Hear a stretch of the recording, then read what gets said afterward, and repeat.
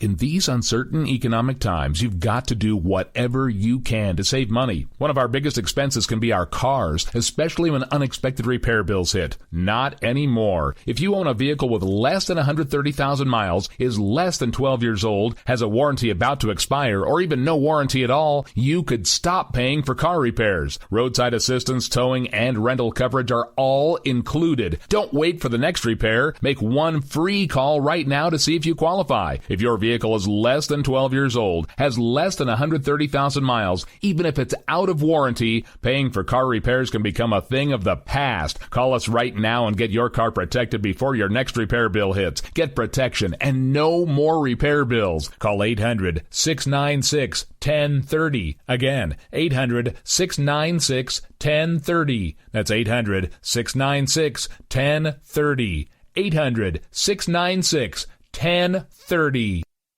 For our own cause, we got a pen and telephone to bypass all the laws. All right, folks, this is Rick Robinson with you. I want to tell you about some friends of mine from a company called Security Enforcement Specialists. When I ran my security agency for 12 years, I worked with one of these partners on a daily basis. He's been involved in this agency now, and with his other partner, they do have over 30 years of experience in the private security industry. If you own a business and you need someone to keep you or your customers or residents safe, then I highly recommend contacting Security Enforcement Specialists today. Give them a call at 405-703-1796. Again, that's 405-703-1796. Again, tell them Rick from K98 Talk sent you. Like I said, if you need the help, they are here for you. So make sure that you go look them up, check them out, and see what they can do. The wrong way. Welcome to the place. Welcome to the Joe had huge problems with the IRS. I knew it was coming. I hadn't filed taxes since 1990. All the IRS letters coming in added up to a nightmare. To get up to like $68,000, my heart started beating fast. It's like, there's no way, man. I mean, I ain't going to be able to do this. Then they stopped his paycheck. So that's when I started making phone calls and found U.S. Tax Shield. U.S. Tax Shield went to work immediately. They just took the bull by the horns. What blew my mind is he called the IRS right then and there. So why is U.S. Tax Shield A+ rated with the Better Business Bureau? Joe knows. They saved me a ridiculous amount of money. If you owe more than $10,000 to the IRS or state, choose the company Joe chose, U.S. Tax Shield. It was the best decision I made. U.S. Tax Shield is the way to go. Life is good. Thank you, Lord. Call 800-471-3287. U.S. Tax Shield. Boo-rah. Yes. 800-471-3287. 800-471-3287. The Internet will never be the same. You're listening to K98Talk.com. Whoa! Good God, y'all. What is it good for? Absolutely. Let's get started again.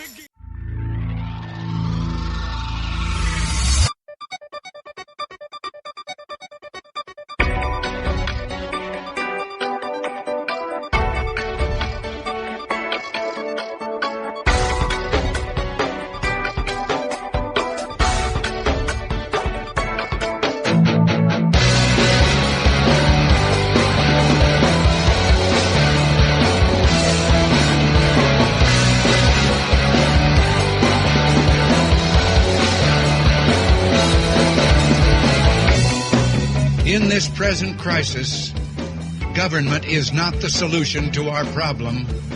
Government is the problem.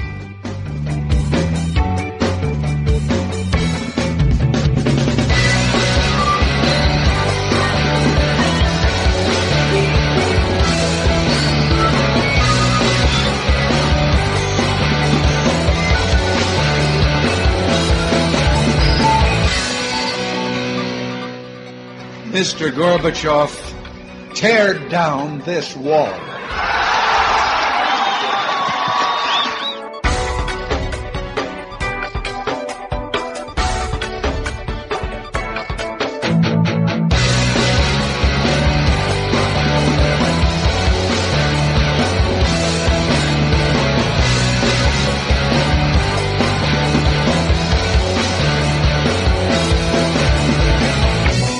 Well, the trouble with our liberal friends is not that they're ignorant. It's just that they know so much that isn't so.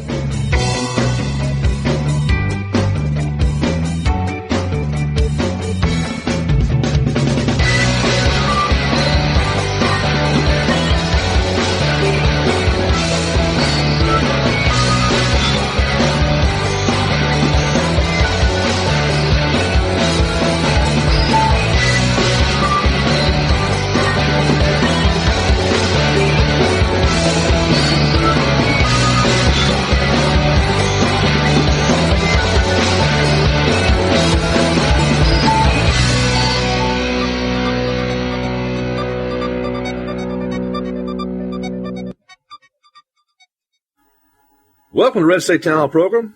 I'm your host, Primo Mondoni. My co-host, Ken Brown, will not be joining me today.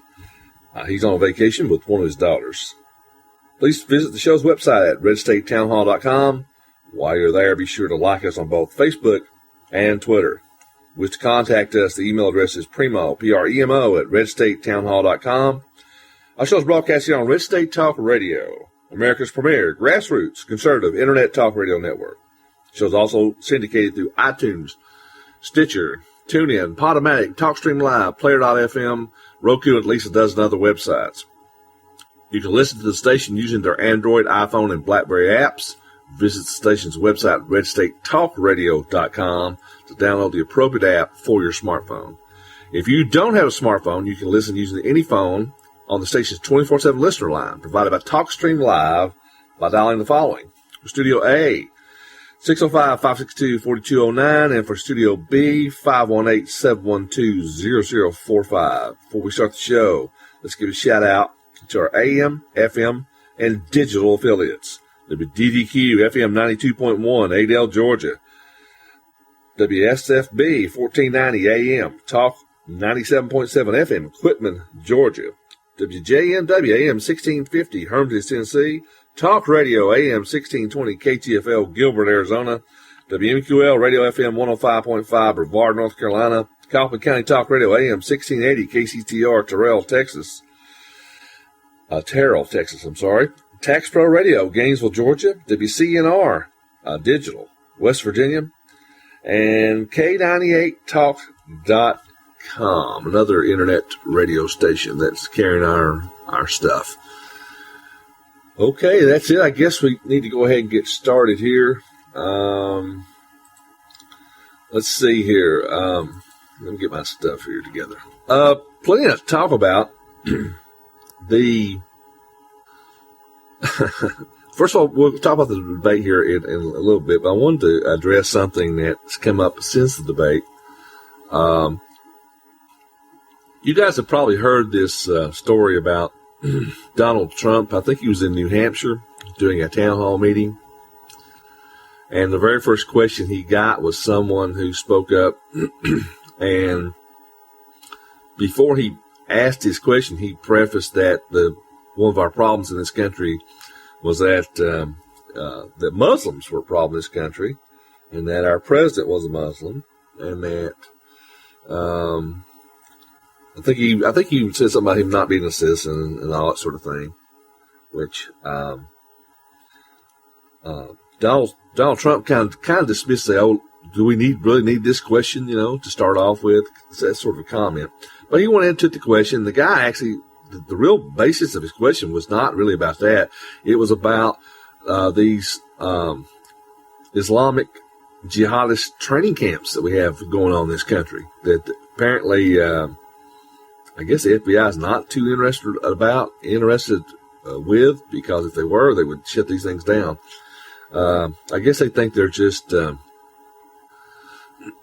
don't know what the hell they think that these people are doing, but the video I've seen of these places and the weaponry they have makes you wonder, But anyway, but back to the original story here about Trump.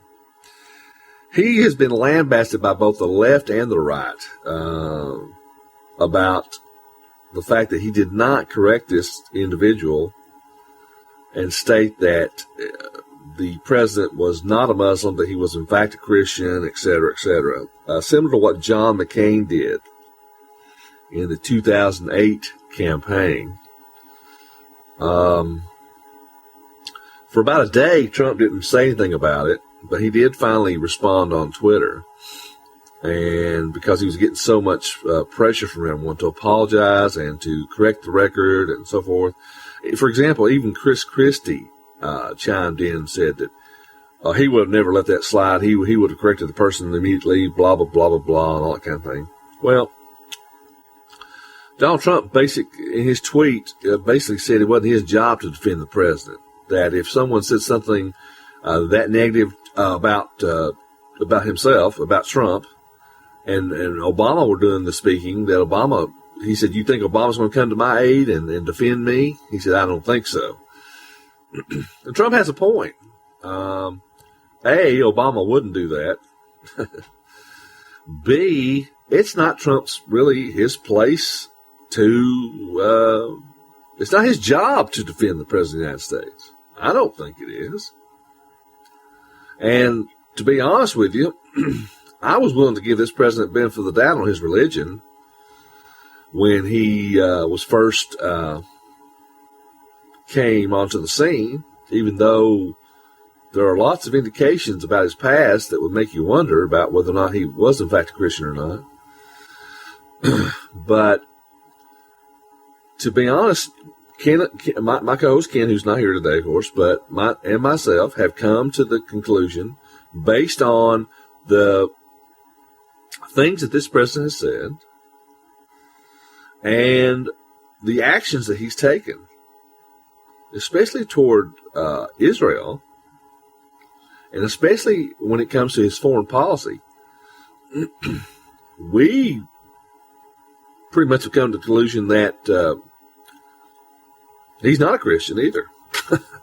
and that you may think I'm terrible, and maybe that's controversial, but that's just the way I feel. I think, at the very least, I think you'd have to say, even if you believe he's Christian, at the very least you have to say he has a soft spot in his heart for Islam and for Muslims, based on his actions and his statements alone. I mean, I'm not going to go into it. You can Google this stuff yourself, but just look at some of the things that he said about the Muslim faith over the years. I mean, some of them are ridiculous. They're on the verge of being ridiculous on their very face, because they don't represent reality at all.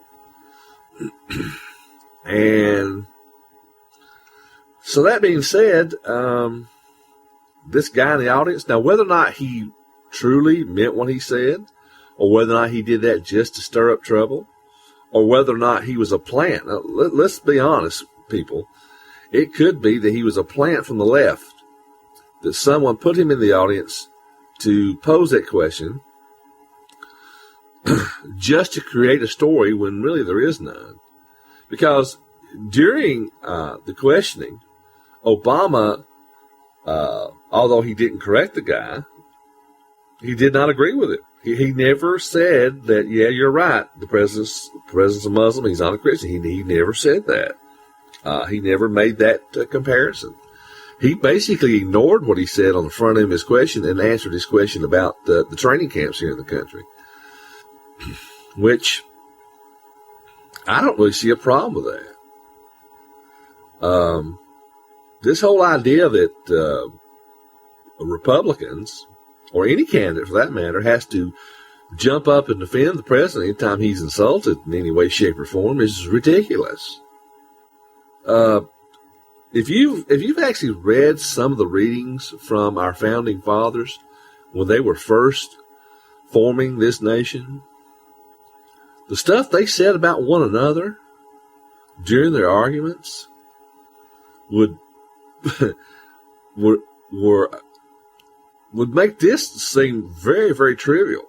I mean, they were pretty rough in their language about each other.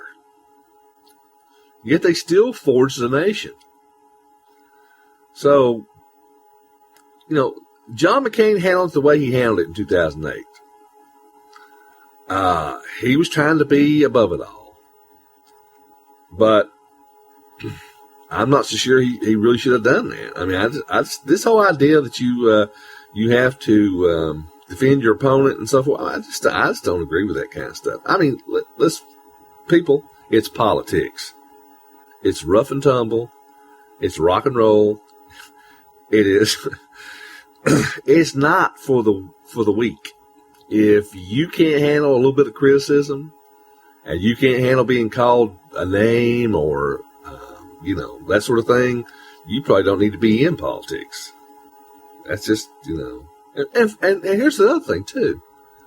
So what if the guy called the president a Muslim? I thought being a Muslim was a great thing, at least according to this president.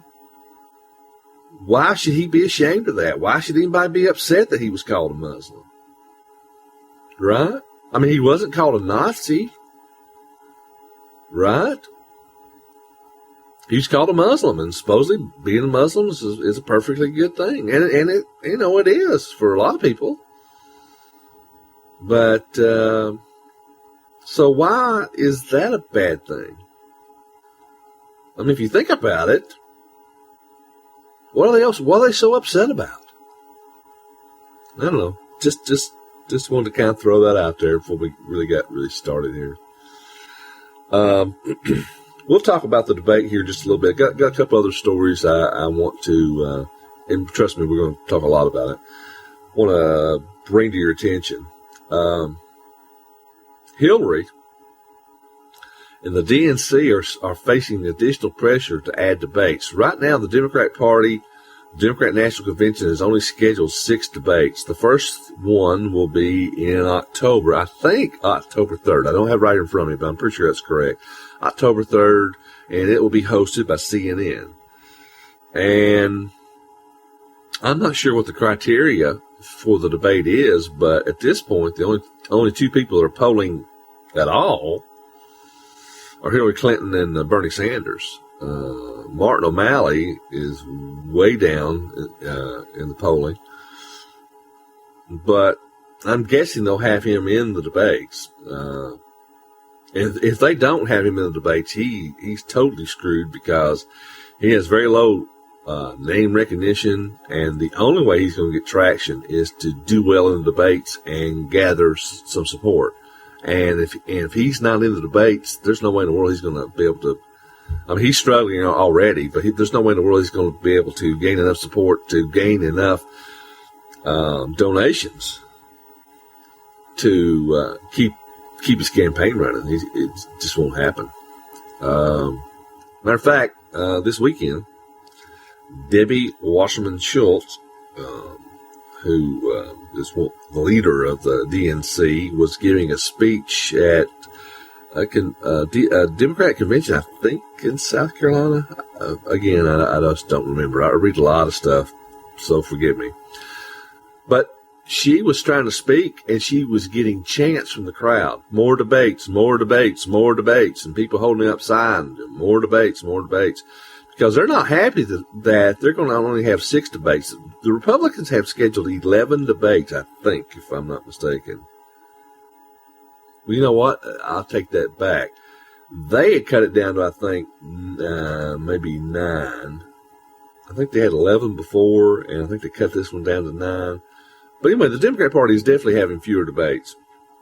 And the theory is that they're doing that in order to protect Hillary Clinton from having problems getting the nomination, because really the Clinton machine and all the Democratic operatives are all pushing for Hillary and have been since the beginning. But because of her email scandals and because of the Clinton Foundation scandals, people are starting to get nervous. And now, far be it from me to give the Democrat Party advice, but if I were them, I would open up the debate schedule. And the reason I would do that is you need to get other candidates' attention and views out to people, just in case Hillary does, in fact, implode and she has to quit her campaign. And I've been saying for several weeks now that the classic "put a fork in her, she's done" is appropriate for Hillary Clinton. I don't think she survives what's going on because,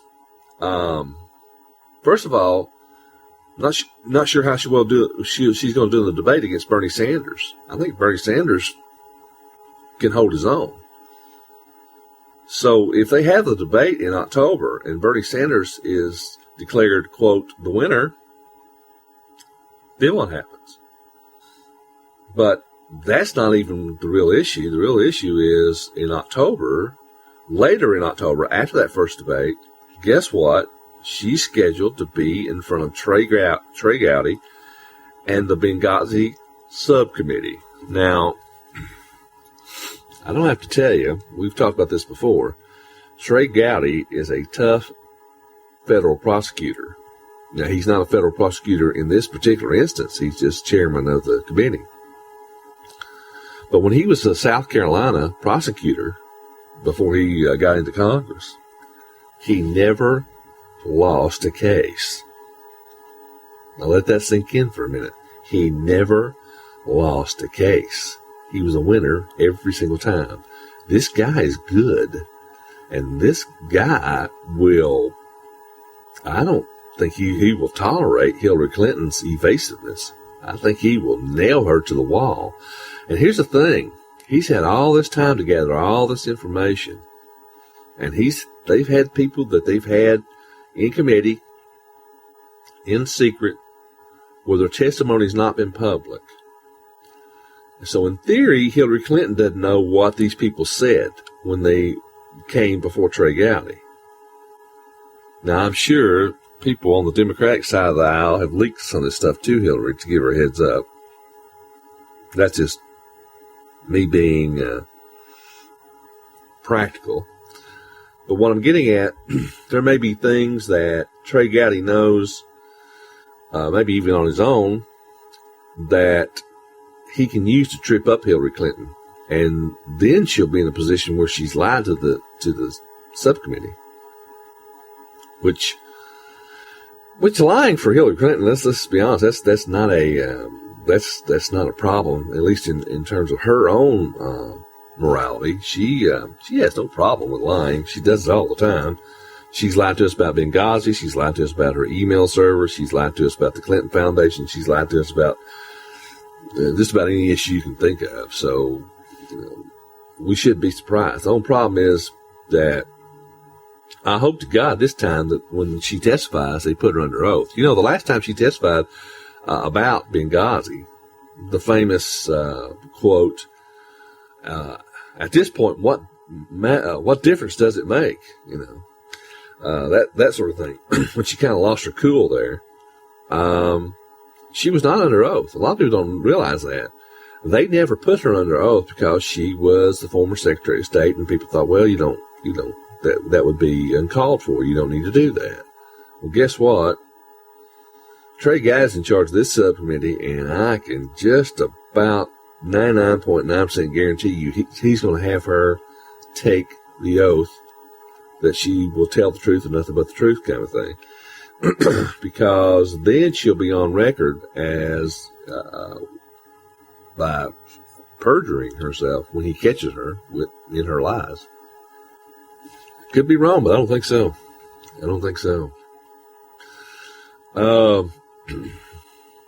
Okay, a couple other stories that we'll talk about before the break.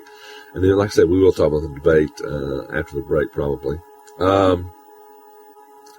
Have you seen this story about Obama is now going to appoint the first openly gay man to be Army Secretary? Now, I'm not going to go too deep into this because I don't think we really need to. But I've said all along that the Army is not something that you... It does not exist to enforce social experiments on. That's not what the Army's purpose is. This whole idea of all this... Really, think about it. This is nothing but the gay agenda on steroids with Obama. For whatever reason, he has an affinity for these folks, and that's fine. I don't have anything against people who are gay. But at the same time, I'm not so sure this is a good idea. Now, this guy may be qualified. I really don't know. He may be. He might be good at his job. Could be. But I'm just wondering what kind of a social message it sends to do this kind of stuff. And really, what is the point? I don't get it. Anyway. Oh, by the way, Trump, going back to the Trump issue about the questioner asking or stating that Obama was a Muslim, etc., and was not a U.S. citizen. Hillary Clinton, of course, got in front of the microphone and said that she was appalled at this statement, and it was, it was horrible, and blah, blah, blah, blah, blah. She went on and on and on. What I find amazing is the mainstream, the lamestream media, when she made those accusations and made those, and she was showing her shock and dismay and so forth, why no one brought up the fact that the entire birther movement was started by the Hillary Clinton campaign back in 2008. She was the birth mother of the birther movement. Now, the campaign, of course, denied that, but it's pretty well documented. It came from her camp. The whole idea that he wasn't born in the United States. They also leaked a photograph of Barack Obama being in Africa and being dressed up in Muslim garb, trying to leave the impression that, yes, he is a Muslim. He's not a Christian. Blah, blah, blah, blah, blah. That was done by her campaign, too. And that's pretty well documented, too. But the mainstream media doesn't mention that, and they don't discuss that when stuff like this comes up. Now, why do you think that is? I mean, it doesn't take a rocket scientist to realize they're protecting her. Pure and simple. Anyway, I'm just amazed at the length that the lamestream and mainstream media will go to protect this woman. But you know what? Here's the thing. Those days are coming to a close pretty fast, because there's so much stuff about Benghazi, the emails, especially, now think about this. If it's true that they're going to be able to retrieve all the emails that she deleted, there's been some rumors about that by credible sources in the media for the last 2 or 3 weeks, that they feel like they either have them already or will have them soon, and that stuff will be turned over to the Benghazi subcommittee. And if they can sort through those 30,000 emails that she deleted quickly enough, she could be in real trouble when she gets in front of Trey Gowdy. Because think about this. Does anyone on the planet think that the only things that she deleted were emails about yoga classes and Chelsea's wedding? Does anyone believe that story? And even if you do believe it, why on earth would you feel like you had to delete those?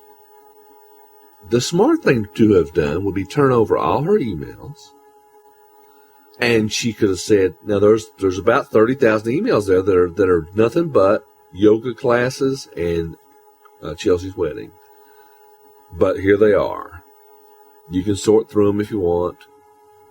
But there's nothing. And if she'd have done that, she had been crystal clear on this thing. She would be in like Flint. There'd be no problem. But no, she went ahead on her own and deleted those things. And I'm serious. If you're just not thinking. If you think that's all that's in those emails, I'm sure there's something else. I just don't believe that. I was born, but I wasn't born yesterday, as the old saying goes. I just don't believe that at all. Well, look, it's time for us to get a break. When we come back, we're going to definitely talk about, and pretty much all we're going to talk about is the debate this past week, and what's been going on since the debate, and how that's been affecting the race. So this is the Red State Town Hall program. I'm your host, Primo Mondoni. Thanks for listening, and thanks for sticking with us. We'll be back in just a few moments. Red State Talk Radio, WRS Cleveland. Hi, this is Jeff Carlisi from the band 38 Special. The mainstream media has failed the American people once again. Internet radio networks like Red State Talk Radio will not fail you. Tune in 24 hours a day. Studios A and B. Great conservative programming around the clock. Red State Talk Radio, the dominant force in Internet conservative talk radio.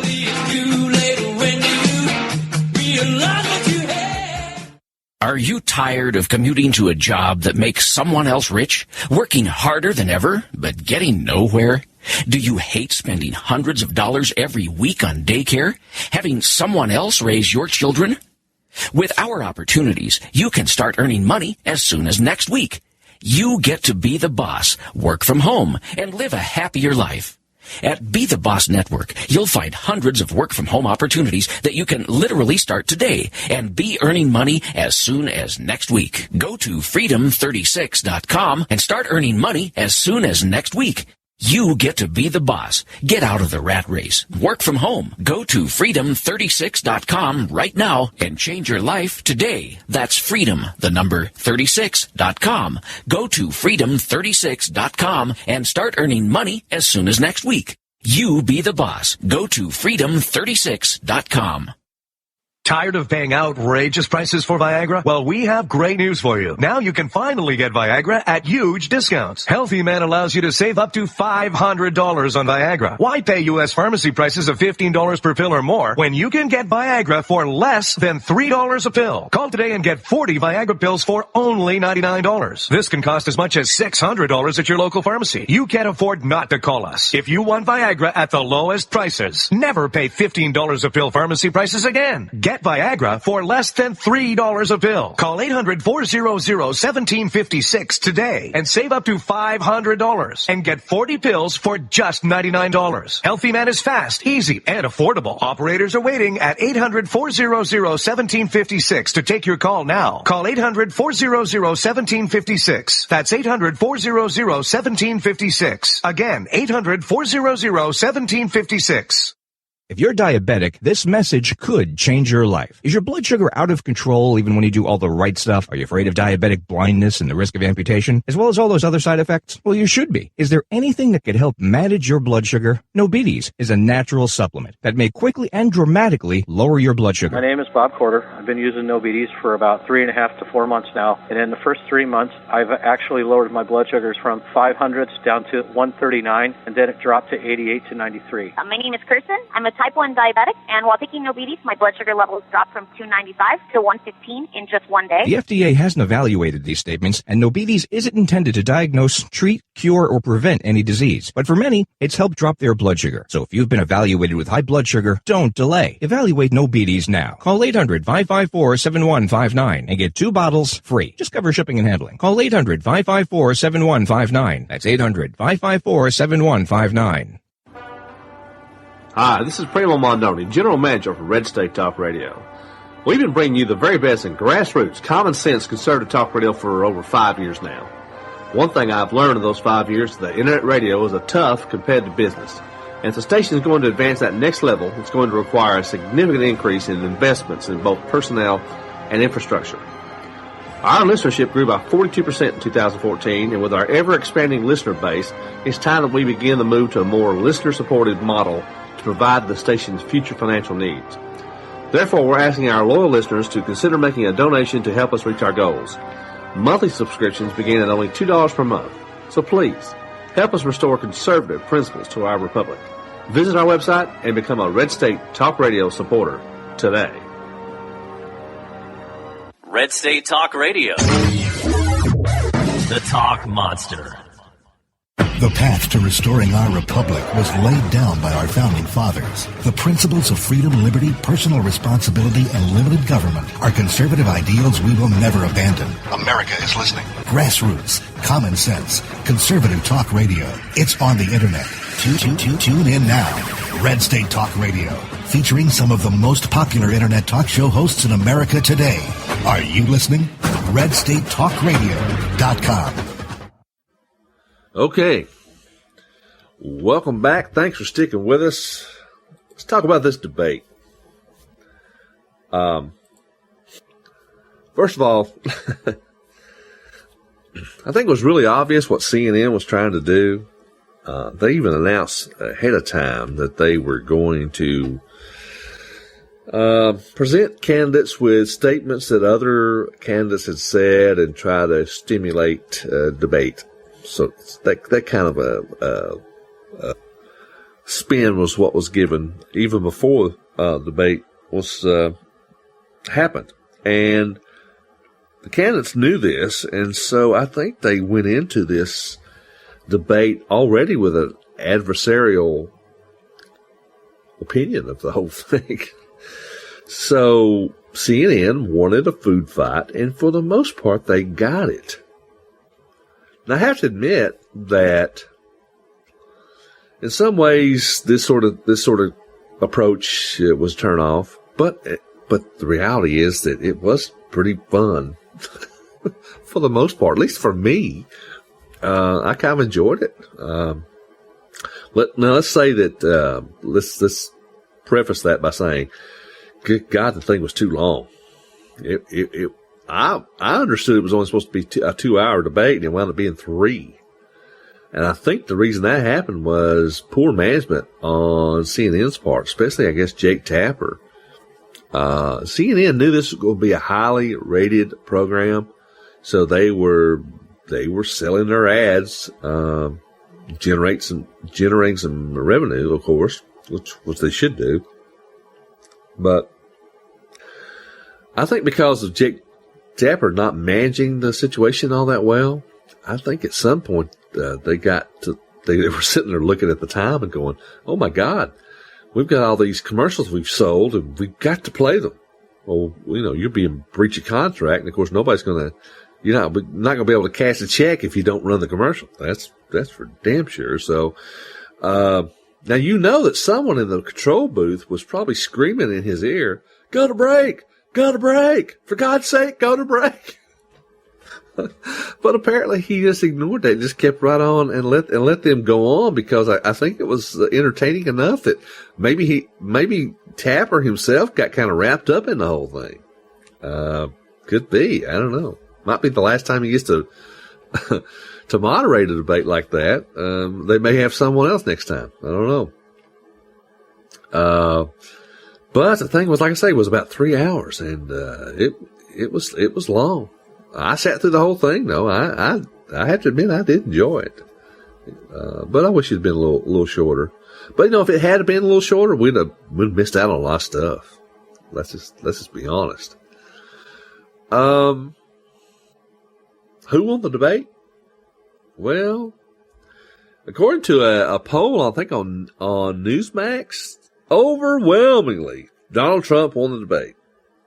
But I'm not so sure of that. Of course, that's not a scientific poll. It's just people on the internet. And right now, Donald Trump has the highest poll number. So, he probably had the highest number of people that went on the internet as soon as they found out about this online poll, and they all started voting for Trump.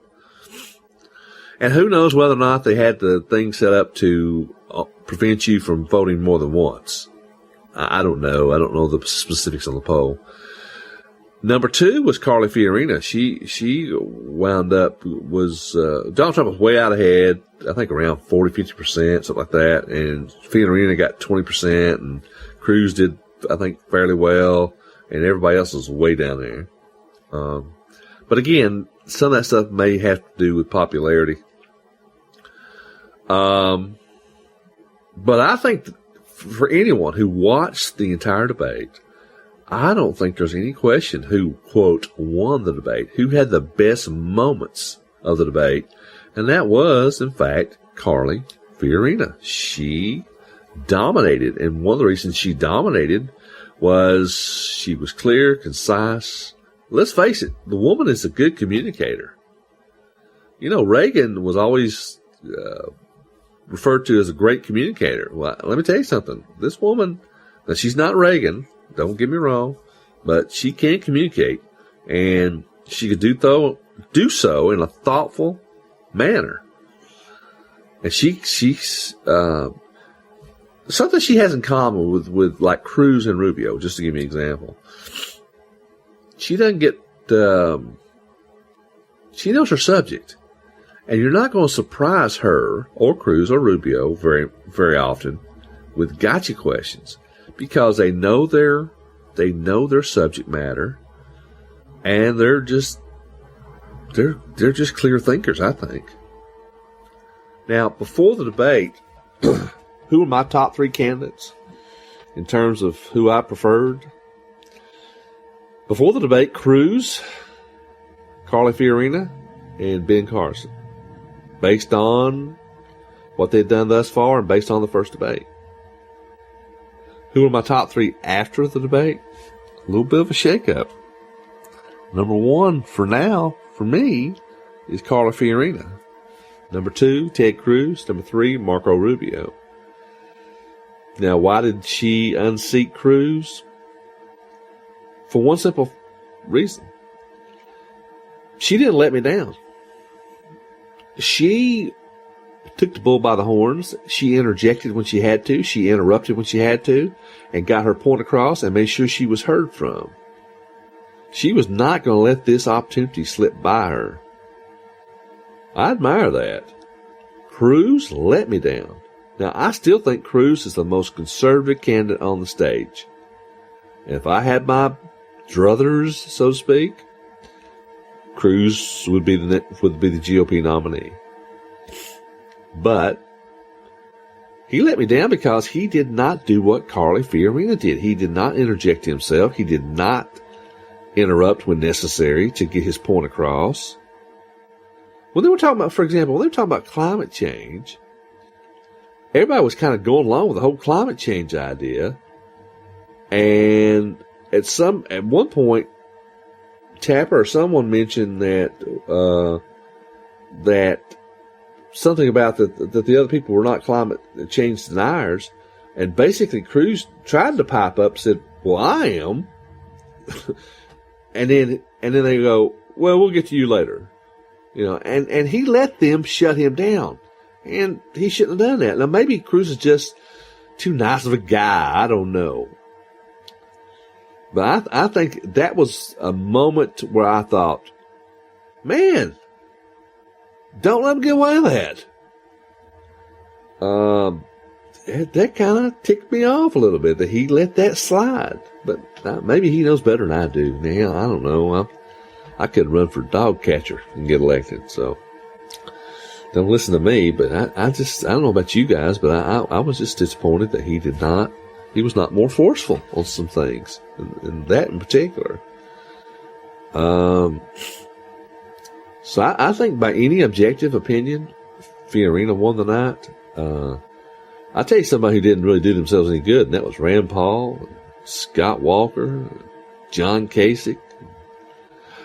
Christie actually did okay considering, where he's at. He did all right. And like I say, Cruz did okay when he actually was called upon, was allowed to speak. But I think Rubio's the strongest of the quote third tier. And the reason Cruz number 2 on my list right now is simply because I still think he's the best conservative on the stage. Is Carly as conservative as Cruz? Probably not. I really don't think she is. But right now, boy, I tell you what, she's looking good.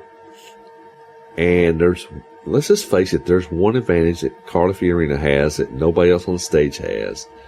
And that is, if she's the nominee, this whole idea of the war on women goes right down the damn tubes.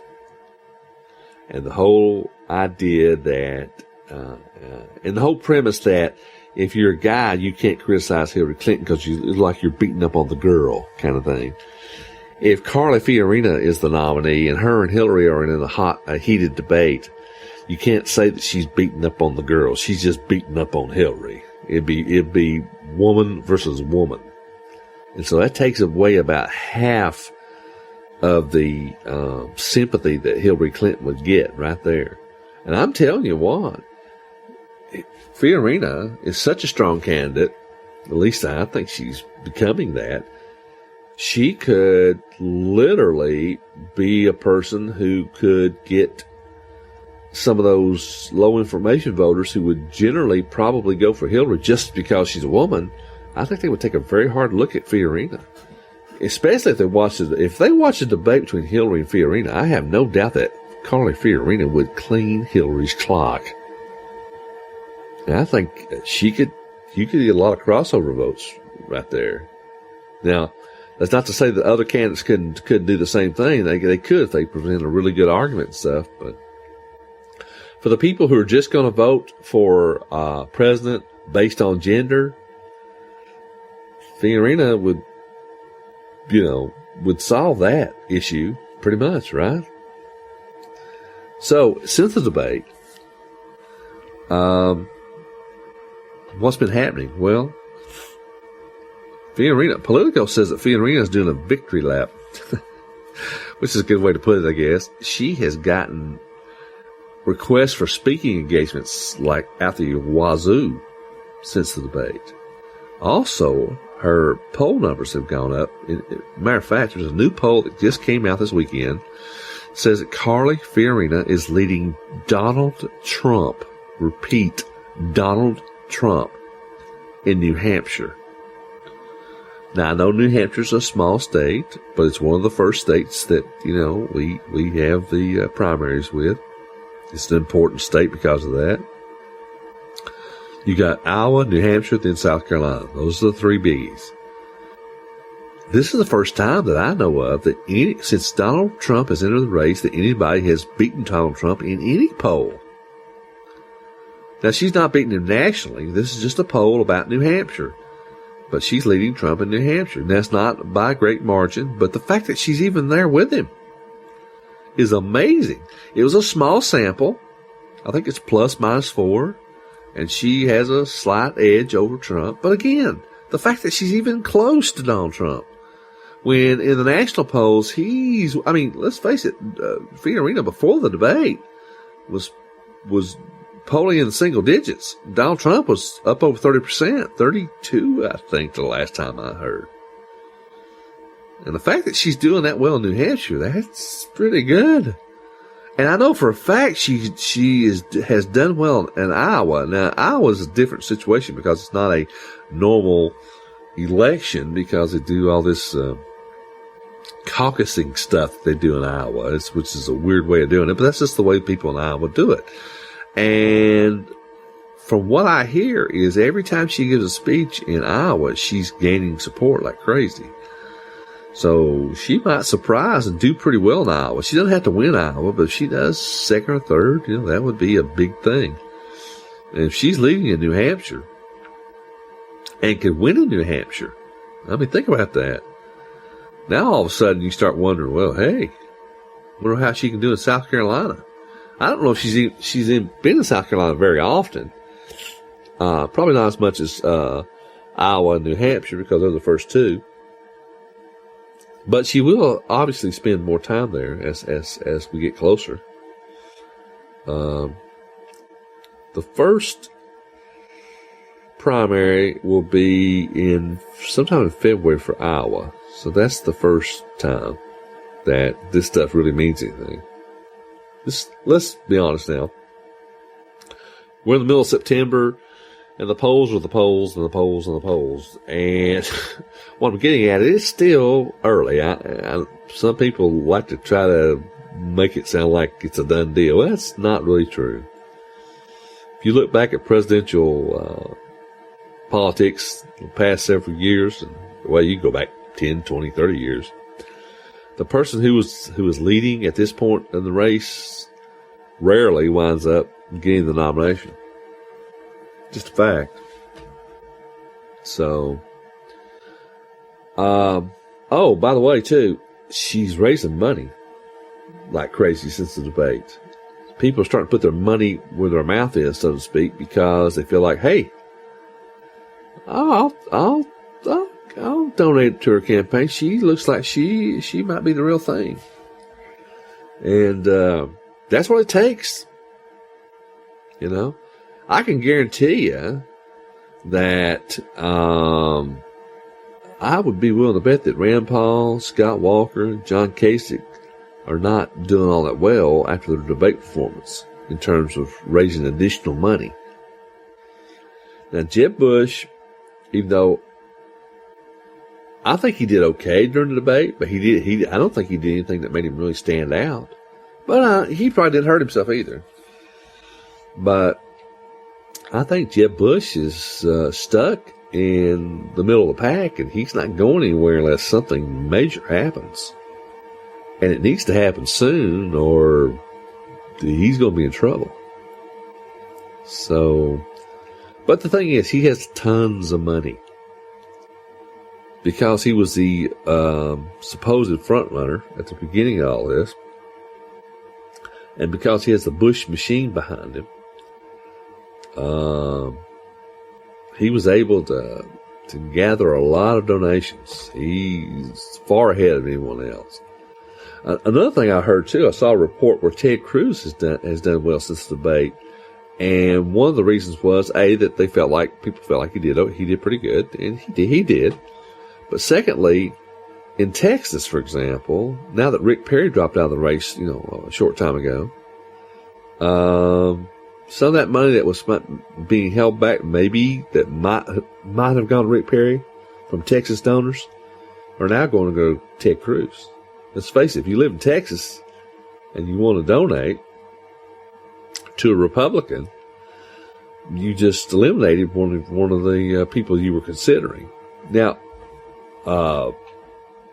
Rick Perry wasn't doing a whole lot in the way of donations anyway, but I think a lot of people are sitting there holding their money and deciding who they're going. They really were kind of torn whether or not to give to Perry or to give to Cruz. Now that Perry's out, there's no. If you live in Texas and you want to donate, like I say, there's not a choice. It's Ted Cruz. So that should help Ted Cruz's chances, I would think, going forward. By the way, there's an article on RedStateTalkRadio.com from the Daily Caller. 5 takeaways from the second GOP debate. You might want to take a chance to read that if you get a chance. Some good information there. There's also several other articles about Carly since the debate that you may want to check out. Just go to RedStateTalkRadio.com and you'll see the articles. The first 4 articles are always listed at the top, and if you click down below that, there's a place to click for more articles, and trust me, there's tons of stuff. I never delete anything. There's stuff on there that goes way back. So what happens now? Well, the next debate's not going to be a Republican debate. It's going to be the Democrat debate, not October 3rd. So, how's that going to work out? Hillary versus Bernie Sanders. Maybe Martin O'Malley. I mean, I don't know. That will be interesting. Secondly, and by the way, that's going to be hosted by CNN also. So who knows what that's going to be like. The other thing, too, about Hillary, another thing that happens for her in October, is her debate is one issue, which, by the way, the Democrat National Committee, Debbie Wasserman Schultz was giving a speech this weekend, and she was chided over and over again with chants of more debates, and there were signs all over the place wanting more debates, because as of now, there are only 6 Democratic debates scheduled, and a lot of people in the party think that's way too few. And Martin O'Malley, governor of Maryland, he's been critical of that. And let's face it, he's so low in the numbers in the polls that hopefully he'll make the debate stage for his sake. Because if he doesn't, I don't think he has a tough uphill climb anyway. But if he doesn't do well in the debate and to try to garner some support and some money, he's done for. The only serious challenger thus far has been Bernie Sanders, and right now he's ahead of Hillary in the polls, I think, in both Iowa and New Hampshire. Pretty sure that's right. But, I mean, he has strong, enthusiastic crowds, large crowds. Hillary does not. She did this weekend. She was speaking somewhere, and I saw a picture on the web, and it was like an auditorium or gymnasium or something, and it was half full. You know, that's not the case when Bernie Sanders shows up. But something else that happens in October for Hillary that everyone needs to be aware of. Guess what? She's scheduled to testify in front of the Benghazi Committee, chaired by Trey Gowdy. Now, the last time, a lot of people don't know this, but the last time that Hillary testified about Benghazi, when she had her meltdown moment, at this point, what matter does it make? Whatever. What difference does it make? I think she said. She was not under oath. Well, I can guarantee you, Trey Gowdy's going to make sure she's under oath this time. And think about this. Trey Gowdy, as a federal prosecutor, never lost a case. Repeat, never lost a case. The guy knows what he's doing. He's good. God only knows what he already has that he has on Hillary, that Hillary doesn't know he has. And so Hillary could wind up perjuring herself big time during these hearings. And Trey Gowdy will ream her a new one. So I mean, literally when she testifies in front of the Benghazi Committee with Trey Gowdy chairing that thing, I'm gonna pop some popcorn and watch that thing. That will be fun. That'll be fun. Okay, that pretty much wraps it up. Boy, the time flies. Thank you for listening to the Red State Town Hall program. That's it. We're out of here. We'll see you next time.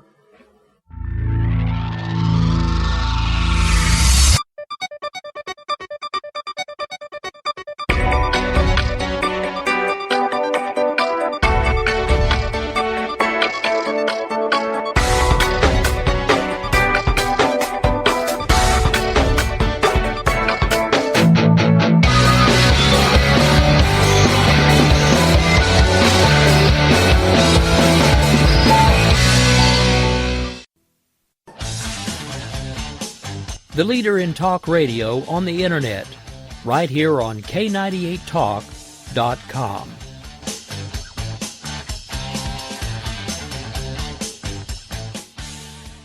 When our water heater broke down last month, it was a nightmare. It took 5 hours for the plumber to show up, and he charged us a couple of $100 just to come out. And then it cost another $1,800 to put in the new water heater. By the time it was all said and done, I felt like I'd been taken. But what else could I do? The smartest thing you can do is get a home warranty from American Residential Warranty. Their home warranties pay to repair or replace all your major appliances when they break, and they will break, and at the worst possible time. Call American Residential Warranty right now for free information on home warranties starting at just pennies a day. Don't wait for your refrigerator to stop running or your ceiling fans to stop turning. Call American Residential Warranty right now. Ask how you can save up to 50% on washer and dryer coverage. Just call 1-800-513-6154. That's 1-800-513-6154. Again, 1-800-513-6154. Call now.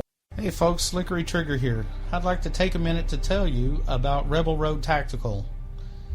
As a defensive pistol instructor, I've had the opportunity to observe many different holster designs and configurations. And one thing is clear. Many of my students won't carry a pistol. Or worse, they'll carry one without a holster at all. Holster designers aren't making holsters for normal people. It seems that most holsters are either an expensive piece of gear designed for Rambo or a piece that doesn't fit or function the way real people need it to fit and function. So, like any good Texan, I decided to learn to form kydex and design one myself, one that would fit the needs of average people. The result is the Rebel Road Tactical CRT Modular. The CRT stands for Carry, Range, and Training. Its thin and lightweight curved design minimizes printing and is adjustable to fit just right for superior comfort and function. Check Check us out after the show at rebelroadconcealed.blogspot.com. Tired of paying outrageous prices for Viagra? Well, we have great news for you. Now you can finally get Viagra at huge discounts. Healthy Man allows you to save up to $500 on Viagra. Why pay U.S. pharmacy prices of $15 per pill or more when you can get Viagra for less than $3 a pill? Call today and get 40 Viagra pills for only $99. This can cost as much as $600 at your local pharmacy. You can't afford not to call us. If you want Viagra at the lowest prices, never pay $15 a pill pharmacy prices again. Get Viagra for less than $3 a pill. Call 1-800-516-7602 today and save up to $500 and get 40 pills for just $99. Healthy Man is fast, easy, and affordable. Operators are waiting at 1-800-516-7602 to take your call right now. Call 1-800-516-7602. That's 1-800-516-7602. Again, 1-800-516-7602.